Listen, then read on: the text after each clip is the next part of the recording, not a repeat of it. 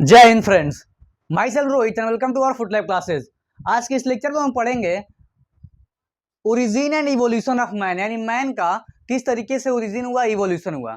तो आइए समझते हैं बिना लेट किए। ये इवोल्यूशन से रिलेटेड टॉपिक है, तो आइए समझते हैं। सबसे पहले ये समझिए इवोल्यूशन होता क्या है। तो इवोल्यूशन एक फास्ट प्रोसेस नहीं है, इवोल्यूशन एक स्लो प्रोसेस है। वो जो बहुत ही धीरे धीरे क्या होता है, वो आगे बढ़ता है, मतलब आगे इवॉल्व होते रहते हैं कोई भी ऑर्गेनिज्म।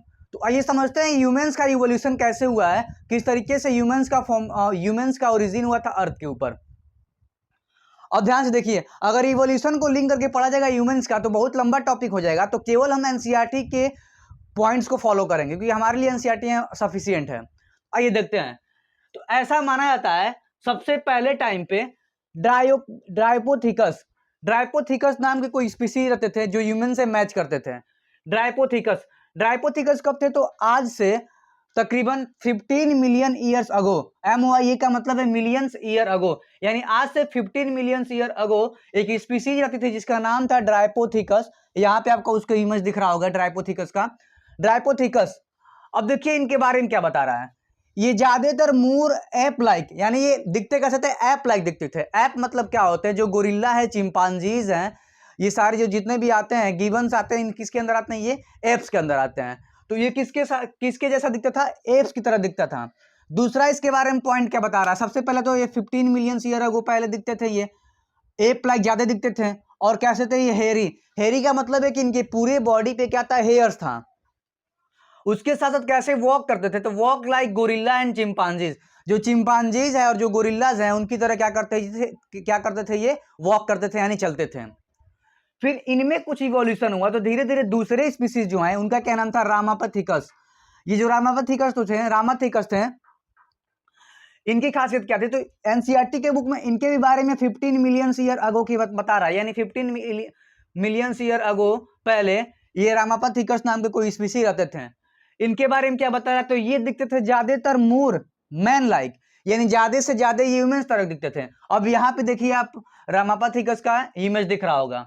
ये ज्यादा से ज्यादा मैन की तरह दिखते थे। इनकी हाइट कितनी थी? तो 4 फीट की हाइट लगभग होती थी, इससे ज्यादा बड़े ये नहीं होते थे। उसके साथ कैसे ही चलते थे? तो वॉक करते थे अपराइट। अपराइट का मतलब ये, मतलब चलना स्टार्ट कर दिए थे। मतलब ये एक तरीके से देखा जाए झुक करके भी, और सीधा चलना मतलब एक तरीके से स्टार्ट कर दिए थे। यानी एक मोटे लाइन में समझे तो ये चलना क्या कर दिए थे? स्टार्ट कर दिए थे। यानी ड्राइपोथिकस, रामापथिकस, ये दोनों 15 मिलियन ईयर अगो पहले आज से दिखते थे। जो ड्राइपोथिकस थे ये ज्यादा ऐप की तरह दिखते थे, यानी गोरिल्ला चिंपांजी की तरह दिखते थे। वही रामापथिकस जो थे ज्यादातर वो किससे दिखते थे? मैन की तरह दिखते थे ये। अब यहां से कुछ कहानी यहां तक बढ़ा। अब धीरे धीरे फिर क्या हुआ? इनके अंदर इवोल्यूशन हुआ, यानी रामापथिकस के अंदर क्या हुआ? इवोल्यूशन हुआ। तो फिर जब रामापथिकस के अंदर इवोल्यूशन होता है तो इनसे क्या बनते हैं? एस्ट्रेलोपोथिकस बनते हैं।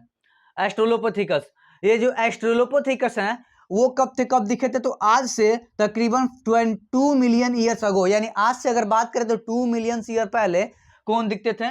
तो एस्ट्रेलोपोथिकस दिखते थे। अब यहाँ पे आपको इमेज एस्ट्रेलोपोथिकस का दिख रहा होगा।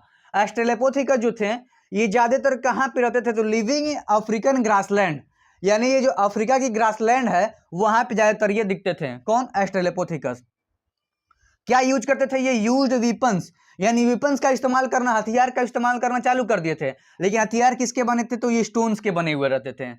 Mainly they are vegetarian. अब देखिए वीपन्स का इस्तेमाल तो कर रहे हैं, यानी शिकार करना चालू कर दिए थे ये एस्ट्रेलोपोथिकस। लेकिन ये शिकार करना चालू तो किए थे, लेकिन ज्यादातर क्या थे? ये वेजिटेरियन, ये फ्रूट वगैरह ही खाते थे। उसके बाद से इनके अंदर इवोल्यूशन हुआ। तो फिर कौन आते हैं हमारे पास? चौथे नंबर पे आते हैं होमो हैबिलिस। होमो हैबिलिस को क्या, अब होमो हैबिलिस के अंदर क्या हुआ? अब ब्रेन से यहाँ पे कंसेप्ट जुड़ रहा है। तो होमो हैबिलिस की जो ब्रेन कैपेसिटी थी एस्ट्रेलोपोथिकस, रामापथिकस और ड्राइपोथिकस से क्या थी? थोड़ा एडवांस थी। तो अब यहाँ पे देखिए इनकी जो ब्रेन कैपेसिटी थी 650 से लेकर के 800 सीसी। सीसी का मतलब होता है क्रैनियन कैपेसिटी। आपको एनसीईआरटी के बुक में एक दिया रहा होगा, एक फिगर दिया है, आप यहाँ पे देखिए। उसमें क्या किया है कि इमेज दिखाया है, एक तरफ स्पीसीज का इमेज है और एक तरफ उसके स्कल का इमेज है। स्कल का इमेज देखो, देखिए क्रेनियल कैपेसिटी का मतलब होता है कि ब्रेन का जो क्रेनियल का साइज, एक तरीके से मोटेशन लैंग्वेज में समझे लोग, ब्रेन का साइज क्यूबिक में निकाला जाता है। तो देखिए नीचे जो जॉ उनका है, जॉ देखिए यहाँ पे इमेज दिख रहा होगा, जॉ का साइज जो नीचे जो सबसे पहला स्पीसीज है, जॉ का साइज छोटा है, जॉ का साइज बड़ा है, लेकिन जो दिमाग है पीछे का वो क्या है, उसका साइज छोटा है। फिर जस्ट उसके ऊपर जा रहे हैं हम लोग, तो जॉ का साइज धीरे धीरे छोटा आ रहा है, दिमाग का साइज क्या हो रहा है, बढ़ रहा है। फिर उसके ऊपर जाएंगे तो एकदम जो जो ह्यूमंस का दिखा रहा, तो उसका जॉ का साइज एकदम छोटा, और पीछे का जो जो दिमाग है उसका क्या है, बड़ा है। यानी क्रैनियन कैपेसिटी उनकी कितनी थी, 650 से 800 सीसी की थी, किसकी, होमो हैबिलिस की। और ये क्या थे, ओमनीवोर्स थे। ओमनीवोर्स का मतलब क्या थे, ये शिकार करना भी चालू, तो शिकार तो यहीं से चालू कर दिए थे करना वेपन्स का, एस्ट्रोलोपोथिकस। अब इनसे इवोल्यूशन हुआ, तो ये अब क्या करते थे, मीट भी खाते थे, उसके साथ साथ क्या खाते थे, ये फ्रूट्स वगैरह भी खाते थे। तो चौथे नंबर पे हमारे आते हैं होमो हैबिलिस आते हैं। उसके बाद होमो हैबिलिस के बाद इवोल्यूशन हुआ, तो पांचवें नंबर पे आते हैं होमो इरेक्टस। अब देखिए होमो इरेक्टस का मतलब क्या होता है, होमो इरेक्टस का मतलब होता है स्ट्रेट, यानी सीधा। इनकी बॉडी कैसे होगी, पहले झुक के चलते थे, अब कैसे हो गए, एकदम सीधे चलने लगे। यानी अगर बात की जाए रामापाथिकस, एस्ट्रेलोपोथिकस और यहाँ पे होमो हैबिलिस की, तो इनकी बॉडी जो थी स्ट्रेट नहीं थी, लेकिन होमो इरेक्टस की बॉडी क्या हो गई, स्ट्रेट हो गई। अब यहाँ पे आप होमो इरेक्टस का इमेज देखिए कैसा है।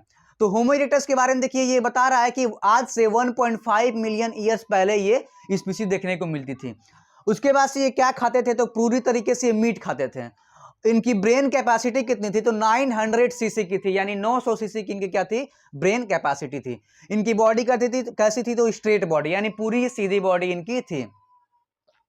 अब ध्यान देखिए, ये कैसे हम लोग पता लगा पा रहे हैं 1.5 मिलियन ईयर्स अगो पहले थे, या 15 मिलियन ईयर पहले थे। तो फॉसिल की कार्बन डेटिंग की जाती है, रेडियो एक्टिव कार्बन डेटिंग की जाती है, जिसकी हेल्प से पता चल लगाया जाता है कि फॉसिल्स कितना पुराना है। तो फॉसिल के हिसाब से हम बता पा रहे हैं कि ये स्पीसीज कितने पुराने थे।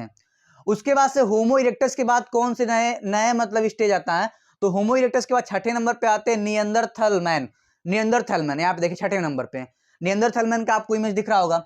जो नियंदरथल मैन है, इनके अंदर क्या, अब यहां से होमो इरेक्टस से इवोल्यूशन हुआ, तो कौन बने, नियंदरथल मैन बने। नियंदरथल मैन इनका नाम इसलिए पड़ा हुआ क्योंकि नेंदर वैली में पाए जाते थे सबसे पहले, ये नेंदर वैली। अब देखिए नियंदरथल मैन की जो ब्रेन कैपेसिटी थी 1400 सीसी, सॉरी 1400 सीसी थी, यानी 1400 सीसी ब्रेन कैपेसिटी काफी बड़ी हो चुकी थी, सबसे बड़ी इन्हीं की थी। ये कहाँ पे जनरली पाए जाते, तो ईस्ट एंड सेंट्रल एशिया के अंदर ये पाए जाते, मतलब माइग्रेट करके ये ईस्ट एंड सेंट्रल एशिया के अंदर भी आ चुके थे। और जितने भी स्पीसीज ज्यादातर कहाँ देखने को मिलते थे, अफ्रीका के अंदर। उसके बाद से ये यूज हाइड का मतलब जो नियंदरथल मैन है, ये हाइड करना, यानी अपने प्राइवेट पार्ट्स को क्या करते थे, मतलब कपड़े के हेल्प से क्या करते थे, छिपाना क्या कर दिए, चालू कर दिए। उसके बाद से ये क्या कब देखने को मिले थे स्पीसीज, तो 1 लाख से लेकर के 40,000 ईयर्स अगो, यानी पहले ये नियंदरथल मैन अर्थ के ऊपर दिखा देते थे। उसके बाद से नियंदरथल जो मैन थे, ये क्या करते थे, ये हाइड जो इस्तेमाल करते थे, उसके साथ साथ अपने जो इनके रिलेटिव्स की डेथ होती थी, तो उसको ब्यूरिड, मतलब उनको दफनाने का भी रीति रिवाज चालू कर देते हैं, दफनाते थे जाकर के। अब यहां से देखिए इवोल्यूशन जब हुआ नियंदरथल मैन के बाद, तो हमारे जो नए हम जो इस मॉडर्न टाइम पे देख रहे हैं, जिसका नाम क्या है, होमो सैपियंस देखने को मिले। अब देखिए नियंदरथल मैन की जो ब्रेन कैपेसिटी है 1400 सीसी है, लेकिन अगर बात की जाए होमो सैपियंस का, तो 1350 सीसी ब्रेन कैपेसिटी है। यानी हमारे जो मॉडर्न सैपियंस हैं, होमो सैपियंस, इनकी ब्रेन कैपेसिटी अगर तुलना किया जाएगा नियंदरथल मैन से, तो उनसे क्या हमारी है, कम है। अब मॉडर्न होमोसेपियंस, अब देखिए यहाँ पे जो मॉडर्न ह्यूमंस हैं, अब किस तरीके से एआई यानी आर्टिफिशियल इंटेलिजेंस वगैरह का, चैट जीपीटी का इस्तेमाल करके ये आगे की मतलब प्रोसेस को कर रहे हैं। अब इनके बाद भी होमोसेपियंस में भी इवोल्यूशन देखने को मिल रहा है।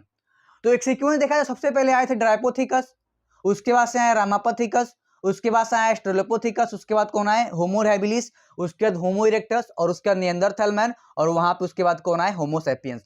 अब अगर हायर क्लास में पढ़ेंगे तो इनके बीच बीच में भी कई सारे स्पीसीज या स्टेज देखने को मिलेंगे, लेकिन हमको एनसीईआरटी 12th के एनसीईआरटी फॉलो करने, तो एनसीईआरटी के हिसाब से पूरा इतना था ये। तो इस तरीके से अर्थ के ऊपर इवोल्यूशन हुआ, और इवोल्यूशन एक स्लो प्रोसेस होता है, फास्ट प्रोसेस होता नहीं, धीरे धीरे इवॉल्व होते हैं लोग। और ये जो मॉडर्न होमो सैपियन जो हम लोग हैं, हमारे भी अंदर भी क्या हो रहा है, इवोल्यूशन देखने को मिल रहा है। तो ये था पूरा कहानी। और ऐसा माना जाता है कि सेटलमेंट के बाद आज से मतलब 10,000 साल पहले एग्रीकल्चर का भी स्टार्टअप हुआ था, मतलब एग्रीकल्चर स्टार्ट हुआ था। तो ये था पूरा कहानी origin and evolution of man's का। आई होप ये लेक्चर आपको समझ में आया होगा, और अगर ये लेक्चर आपको समझ में आया होगा तो प्लीज को लाइक, सब्सक्राइब और शेयर जरूर करें। थैंक यू, जय हिंद।